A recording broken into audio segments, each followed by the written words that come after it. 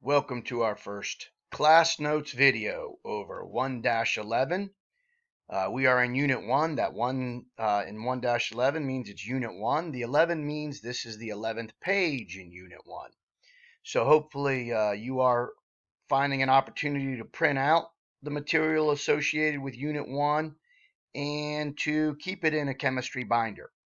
The very practice of doing that will assist you with organization this year and really throughout your entire time you are in school. So when you have an opportunity to print things out, do it, keep it in a binder. It will help you. Today's notes. In Unit 1, we are introducing the subject of chemistry. In previous notes, we learned that all matter can be classified in many ways. So there are multiple ways to classify matter or things that are associated with chemistry.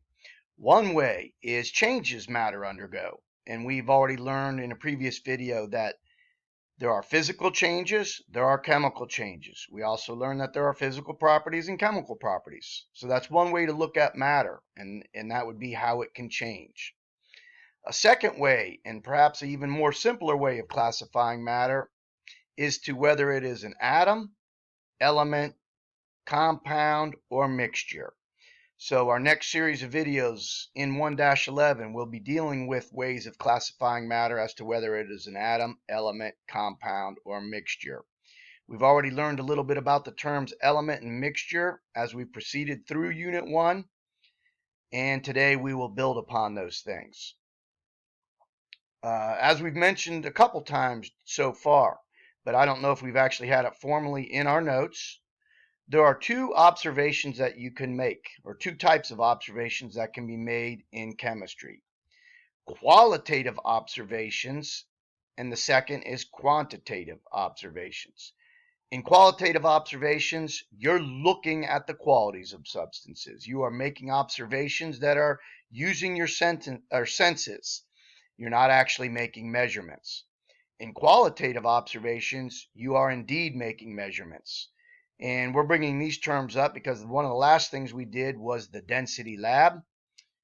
And in the density lab, we made measurements. So the density lab itself was quantitative.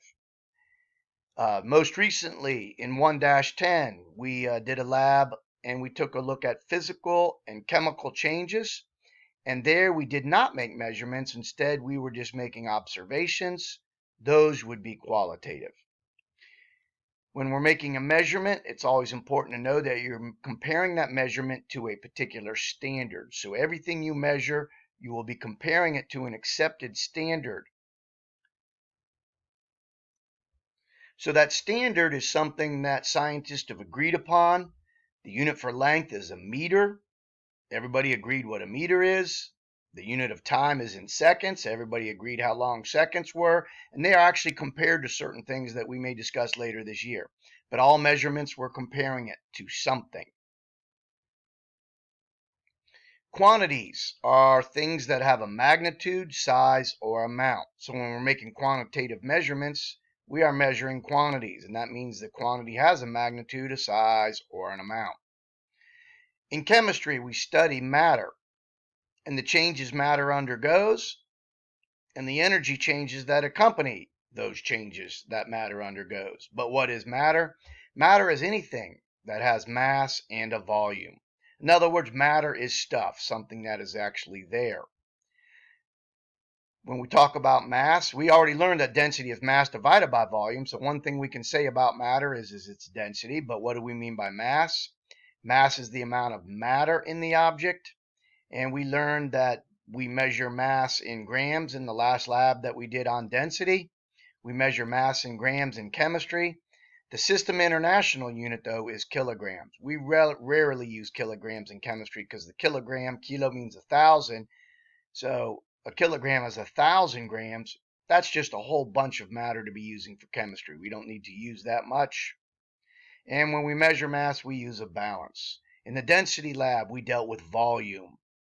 Volume is the amount of space something occupies.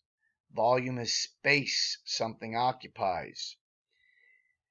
There are many units used for volume. The System International, the international agreed unit is cubic meter, which is a meter, something that is a meter long, a meter wide, and a meter high. But once again, that is very long. A meter is a very big measurement. Chemistry, we use cubic centimeters, which is also a milliliter.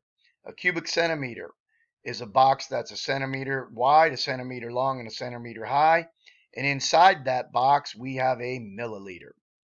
Liters and milliliters are often used for measuring liquids or gases, things that do not have a regular shape. Cubic centimeters often used for things that you would measure that has a regular shape. Volume is a derived unit, and we're just going to briefly mention that a derived unit means that you have to make multiple measurements in order to determine it. So for volume, we need a length, width, and a height. That's derived. Density, you need a mass and a volume. So that's a derived unit. Very commonly used instrument for volume in chemistry, especially when we use liquids, is a graduated cylinder.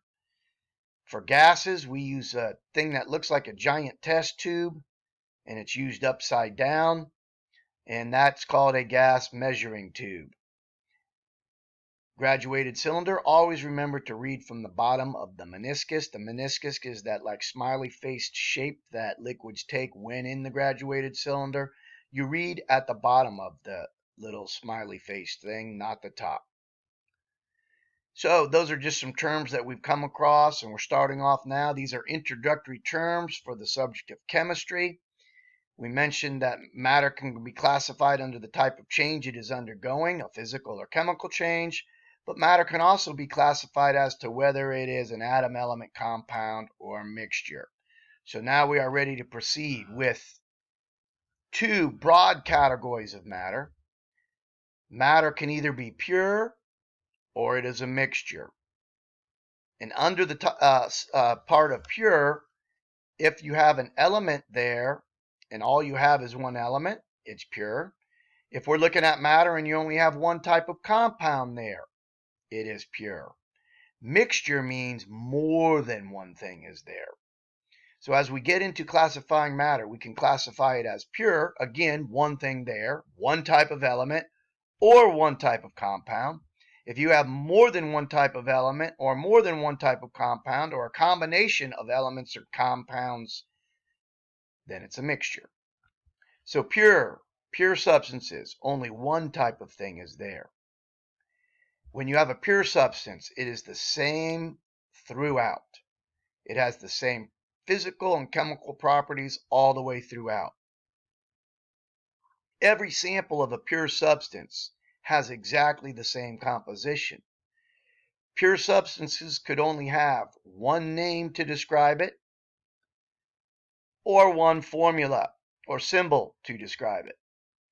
So when we're talking about a formula is what you would use if it is a compound, two elements that have joined together to form something new. For instance, water is a compound. The formula for water is H2O.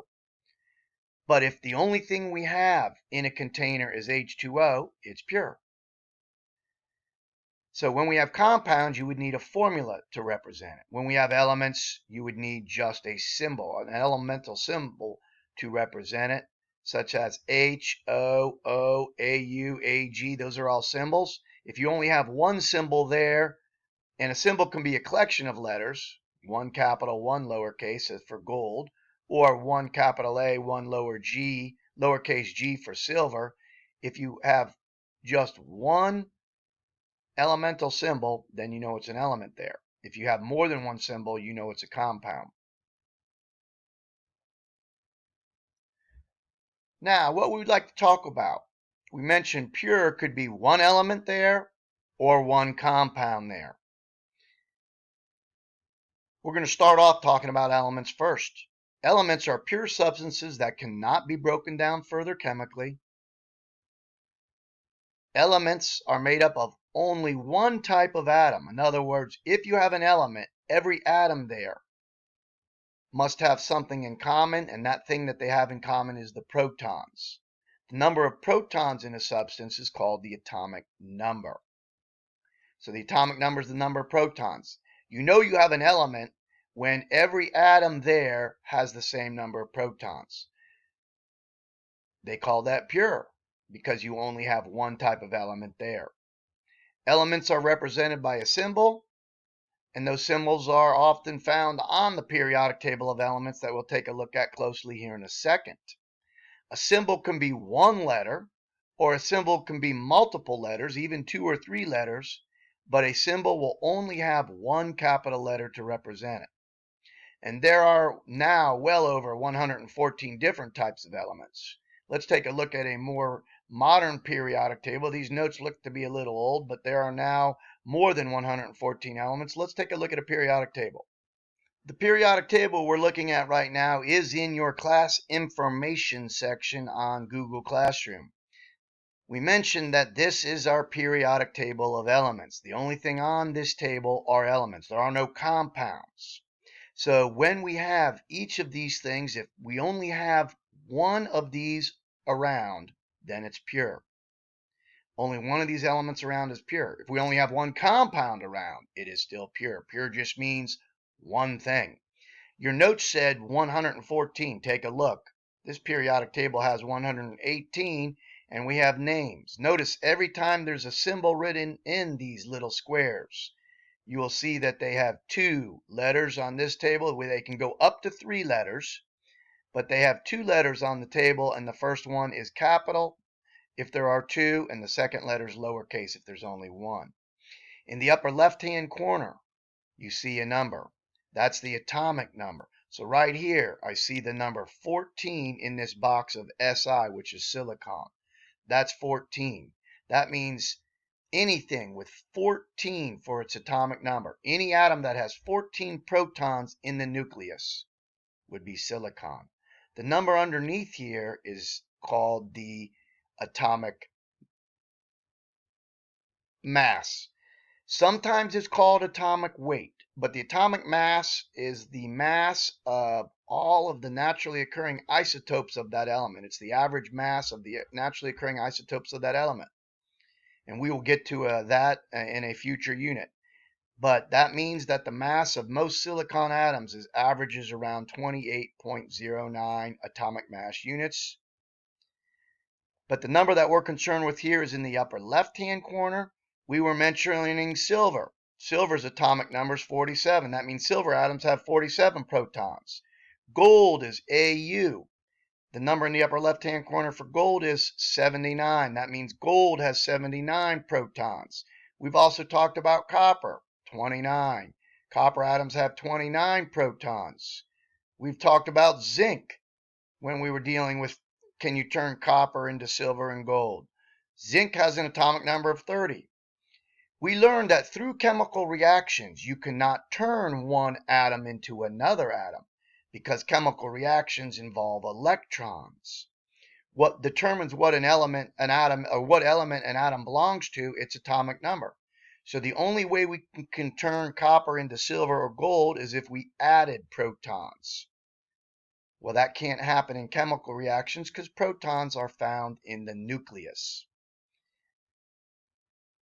Chemical reactions deal with electrons, which are found outside the nucleus. So this is a periodic table of elements. We just wanted to take a look at it. You have a copy of this in your in Google Classroom under your class information. We can see on this periodic table that there is 118 different elements, so that means there must be about 118 different types of atoms that make up those 118 different types of elements. So what are atoms then? Well, atoms are the smallest unit of an element that has the characteristics and properties of that element. So elements are made up of collections of atoms that have the same number of protons in them. Atoms are the building block of elements, and atoms are also the smallest particle that can engage in a chemical reaction. In our next video, we're going to begin to compare what elements are to what compounds are, and we will review what makes atoms and elements classified as pure.